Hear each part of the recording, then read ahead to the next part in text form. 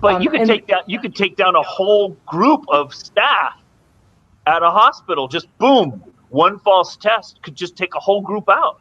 And that really parlays into the community as well. I mean, with all the strict quarantining with our schools and our businesses, Aaron, you can nod to this.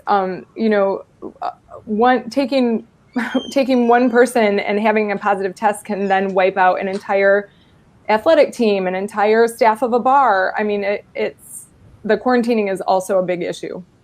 Let's talk about that for a second, because Elizabeth, Dr. Lefay's point is really important. The pointing down at Catherine, since she's underneath me.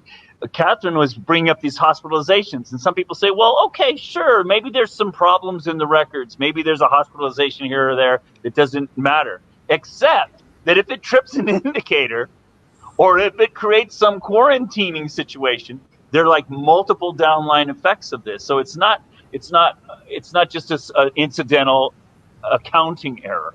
It's a serious problem.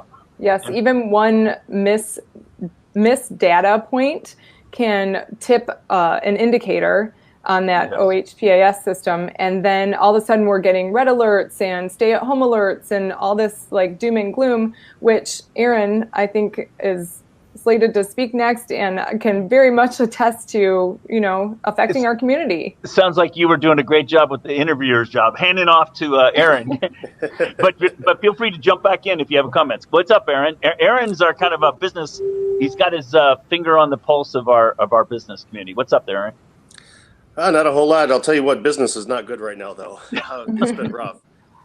Just to give you an example of what's been happening here in Franklin County, when we triggered purple a couple of weeks ago, and then the county came out and put a stay-at-home advisory out for everyone. People actually were listening to that, and it has caused businesses like the one I work for to almost have to shutter our doors because we're not getting anyone in to patronize our businesses at all. In the last 2 weeks, we are looking at a 50% sales drop from what we were a month ago. And those sales have been down all year from the previous year by about 30 to 40%. So the businesses, as a result of these things being triggered across our counties, are definitely suffering. Something else to think about, too, we were talking about the quarantine situation, business that I work for example, there's 4 of us that work there. There's 4 employees. Now, we've been very smart through this, and we have absolutely no overlap with our employees. So if one employee gets sick, we don't have shifts where we're interacting with each other at all. So we're not having to quarantine the entire staff. But think about a small business that they have overlap in shifts and they have coworkers working together.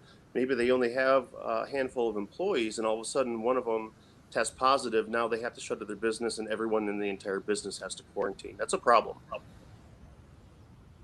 Yeah, you lose your whole waitress staff or waiter staff in one false positive. And we've absolutely seen that happen at businesses across the state. So my argument with this often is that even if you're only speaking about the greater health of everyone involved in our community, it cannot be solely focused on stopping this virus, because number one, a virus can't be stopped. It has to and will always run its course. Number two, if only the focus is health, the health of our community is not good.